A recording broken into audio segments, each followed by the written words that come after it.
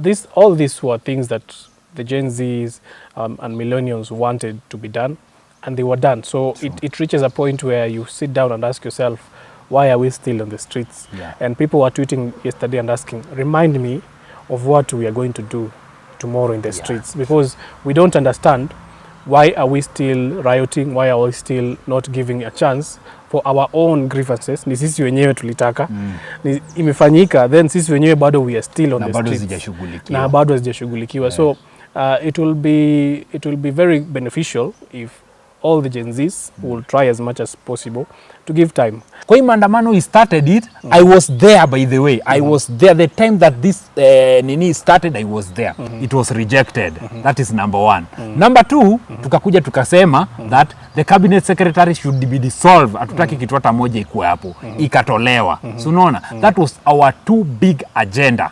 Akasema atashughulikia. Why? IG. Akasema atashughulikia. Sindio? President akasema atashughulikia, akawatoa. What even the friends of president, you know, someone like Murkomen, a good friend of President William Samoei Ruto, akamtoa. Watu wengi, watu kama wakina Justin Muturi, hata IG Kome. Yeah, Kome, the story of Kome, akatoka. So I think when you start something, you must have an agenda. What is the agenda saa hii hapo nje ya maandamano?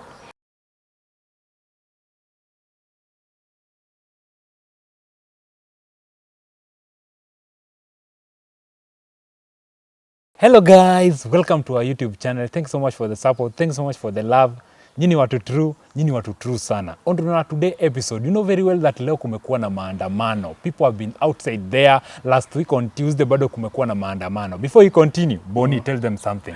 Hello guys, today we really have to speak about it. True, yeah. We've avoided it for quite some time, and we think maybe it's also our civic duty to come out and speak about it and discuss what is happening in our country. Yeah. We cannot ignore it because it's something that is in the limelight, it's something that is happening. Yes. Everyone has an opinion to speak whatever that you want. It's just a freedom of speech. But you are not speaking this, we are not leader. For me, I'm not a leader of anyone. I'm just speaking my mind. I have to declare that I'm not a leader of anyone. I'm not a leader of any millennials. I'm not a leader of any Gen Zs. I'm just speaking my mind on whatever that is happening in our country. And we are very, very concerned on this. Bonnie, what can you say? You are speaking as who? Before you must declare your stand.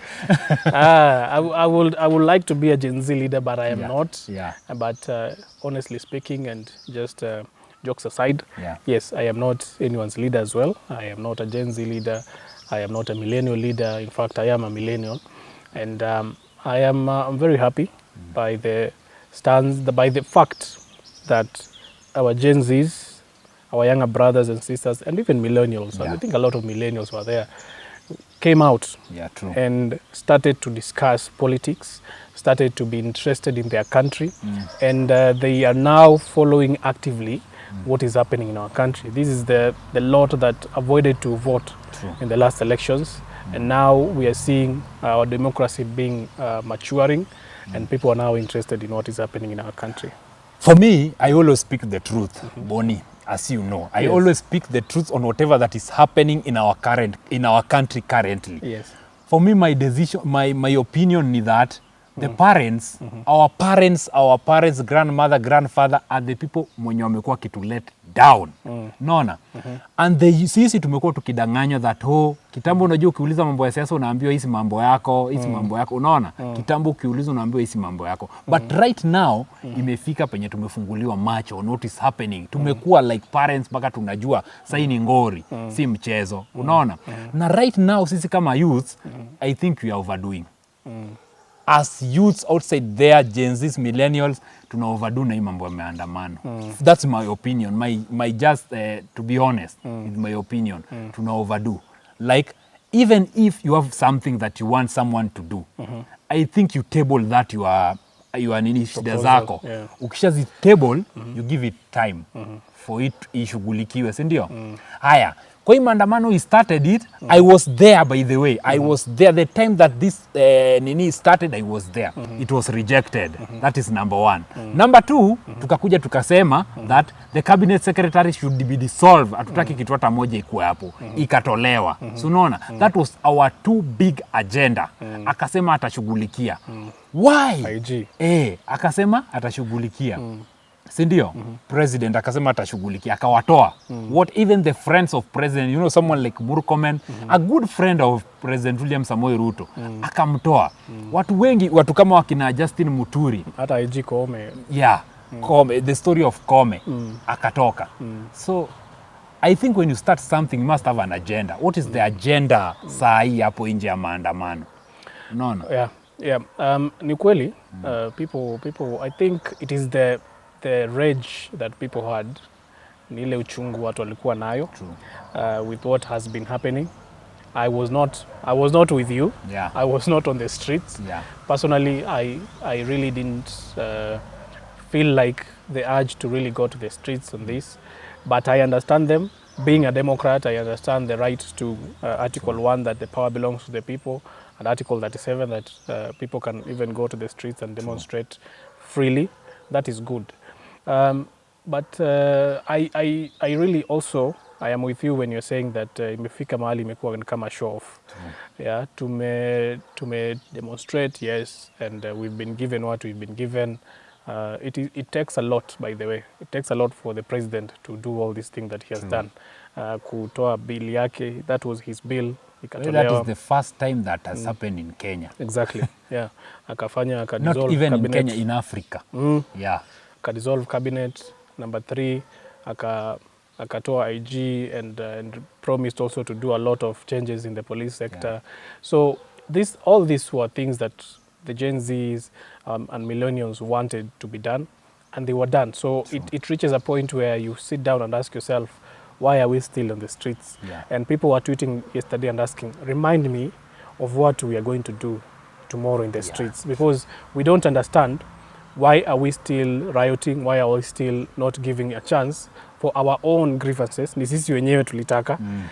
Imefanyika, then sisi wenyewe bado we are still on the streets. Na bado hazijashughulikiwa. So it will be very beneficial if all the Gen Zs will try as much as possible to give time.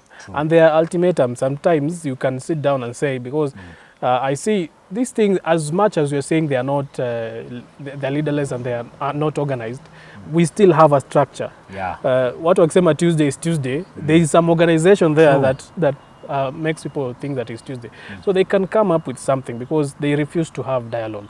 That is something else. Now, it is a catch-22. Even the president is in a catch-22. Like, how will I engage people? Yeah. I have even come to Twitter space. We have engaged, but they're not providing anyone. They're not providing solutions. They're just on the streets. So it is important also to come up with maybe a memorandum. Yeah. A Gen Z, let's say a Gen Z memorandum. Write that memorandum and put even timelines, say by December or by November, this and this should be done, and we expect this to be done, so that we can see progress in what was being advocated for. Otherwise, if we say that we are going to still remain on the streets, there are people who are doing business that are affected, and these are our own parents. These are our own even colleagues who are doing business. There are people who want to travel. Some businesses engage in transportation a lot. People who are supposed to move goods from point A to point B cannot move their goods because roads are blocked and everything. So we are sort of bringing our economy to a standstill, and what we are doing is we are shrinking our economy, and many people are becoming unemployed. So we are kuna kuwa na ile graph inasemanga when you do something too much inaendanga hivi alafu inaanza ku decrease. So it is very important that we should maintain this by changing our strategy now to engage the government in whatever we wanted to achieve. For me, I always say that as a good dancer, you must know at what time are you supposed to get out of the stage. Yes. I think as Gen Zs, this is the time that we should get out of the stage and wait for the results. If the results is itusaidi, that is the time tunarudi tena dance vizuri na tunashinda. But the time ukifanya kitu sana, utaonyeshana style zako zote. Na it's going to be very easy for you to be kuletwa chini. Yes. So, my advice to Gen Z, tusionyeshane style zetu zote because someone will use your potential to bring you down. Whatever you know, someone will use it to bring you down. It's time for us to get out of the streets and wait for what tuliamua president amue, because alisema ni hii wiki ndiye anaenda kuannounce the cabinet secretary this week. Tungekuwa wapole tungoje hii wiki anaenda kuchugua nani na nani. Kama tunaona mtu mwenye hatutaki, that is the time that we should go back to the street. It is time for us to stay back and wait and watch by far. Hapo pia itakuwa very hard for the government kutusoma. That is my idea.